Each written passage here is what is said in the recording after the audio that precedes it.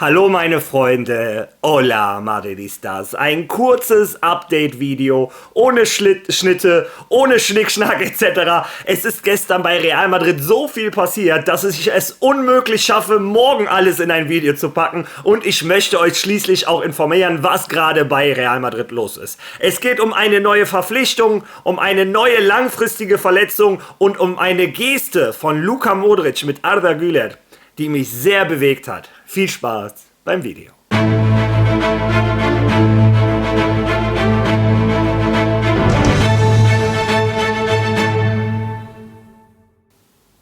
Ja, Thema Nummer 1, wie ich euch seit Wochen berichtet habe, Real Madrid hört nicht auf, Real Madrid hat Álvaro Carreras ihr Wort gegeben, auch wenn Ferran Garcia die WM seines Lebens gespielt hat und wir alle sehr zufrieden sind, hat man doch vor allem gegen Paris Saint-Germain gesehen, wenn ein Ferran Garcia nicht im 3-5-2-System schön geschützt wird, dann sieht man schon, dass er in der Defensive zu große Probleme hatte.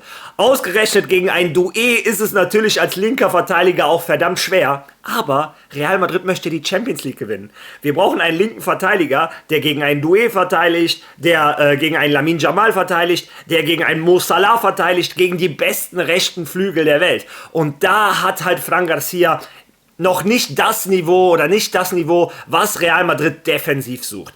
Daher hat Real Madrid sich immer entschieden, Álvaro Carreras bleibt auf unserer Liste und gestern kam endlich das Here We Go von Fabrizio Romano, was in der Welt des Fußballs quasi genauso gut ist wie eine Unterschrift des Spielers. Benfica Lissabon und Real Madrid haben sich geeinigt. Es soll eine Ablösesumme sein von 50 Millionen Euro, aber sie wird in Raten gezahlt. Ja, Real Madrid musste nur warten, dass Manchester United, die haben ja noch die Vorrechte an Álvaro Carreras, sagt, nee, wir wollen den nicht zurück. Das ist anscheinend auch schon beschlossen. Sobald Manchester United sagt, ihr könnt ihn haben, so schnell wird Álvaro Carreras neuer linker Verteidiger von Real Madrid. Wie gesagt, für mich ist das ein wichtiger Transfer, vor allem weil ein Xabi Alonso sehr flexibel arbeiten möchte. Der möchte im gleichen Spiel, wenn Tchouaméni das bestimmt, aus einem 3-5-2 ein 4-4-2 machen.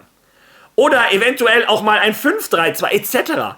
Ein Xabi Alonso möchte, dass die Mannschaft flexibel ist. Und ein Ferran Garcia, wie gesagt, im 3-5-2 hat er seine großen Stärken, aber im 4-4-2 zu anfällig. Daher bin ich sehr zufrieden mit dem Transfer von Álvaro Carreras vom Fabrizio Romano endgültig bestätigt. Ja, nicht nur von ihm. Es gab etliche spanische Zeitungen, die das inzwischen bestätigt haben, aber ich versuche euch die beste Quelle zu liefern. Ja, dann zum zweiten großen Thema, Endrick.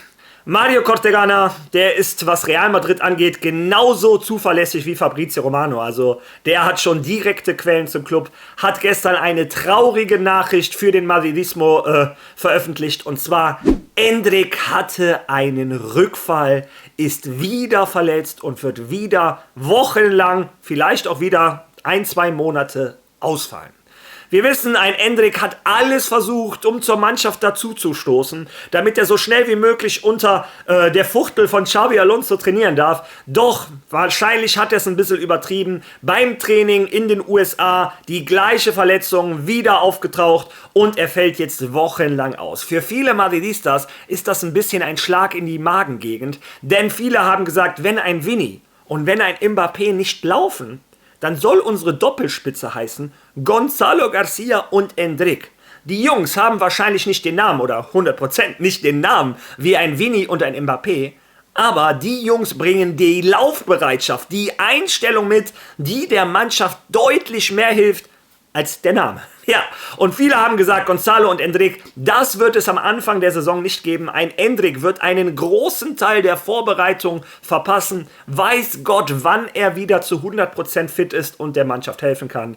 Schlechte Nachricht für den Madridismo. Wenn wir schon mal bei schlechten Nachrichten sind, aus Spanien die Information, die Liga wird keinen Zentimeter von ihrem Plan fernrücken. Real Madrid wird am 19. August, wenn mich das nicht täuscht, war das, ihr erstes Saisonspiel haben. Das ist an einem Dienstagabend um 21 Uhr gegen Osasuna. Ein Thibaut Courtois hat seine Meinung dazu im Radiosender gelassen. Der hat gesagt, so etwas hat er noch nie erlebt, dass irgendein Ligachef sich so mit seinen Sportlern verhält. Aber es ist, wie es ist. Tebas gegen Real Madrid. Wen wundert es? Natürlich bleibt Real Madrid bei dem Tag. Und wenn wir jetzt hochrechnen, bleiben Real Madrid knapp über 40 Tage.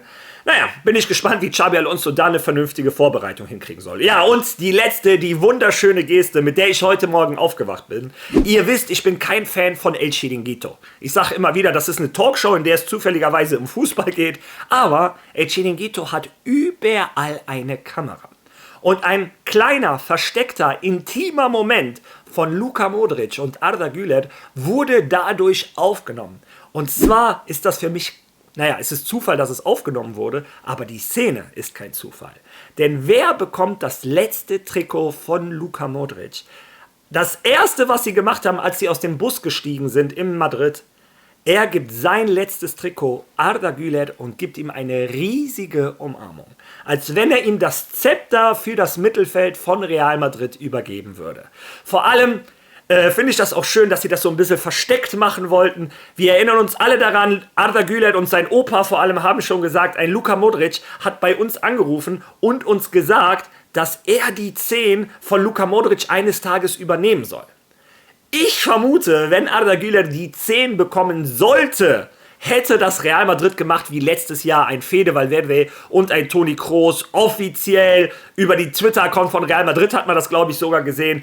Ich glaube, ein Arda Güler wird die 10 nicht bekommen. Das ist eine reine Vermutung. Deshalb haben die beiden das so ein bisschen inoffiziell versteckt gemacht. Sie wussten nicht, dass Chiringuito da oben eine Kamera hat. Und ich glaube, ein Luka Modric hat Arda Güler gesagt, es ist im Endeffekt egal, welche Nummer du auf dem Rücken hast. Du bist mein Nachfolger. Hier hast du mein letztes Trikot. Ja, diese Szene, ich weiß nicht, ob sie hier in Deutschland ankommt, die wollte ich unbedingt mit euch teilen, weil ich sie sehr schön fand. Ja, wie gesagt, kurzes Update-Video. Álvaro Carreras, here we go. Endrick fällt leider wieder wochenlang aus. Und wunderschöne Geste von Luka Modric zu Arda Güler.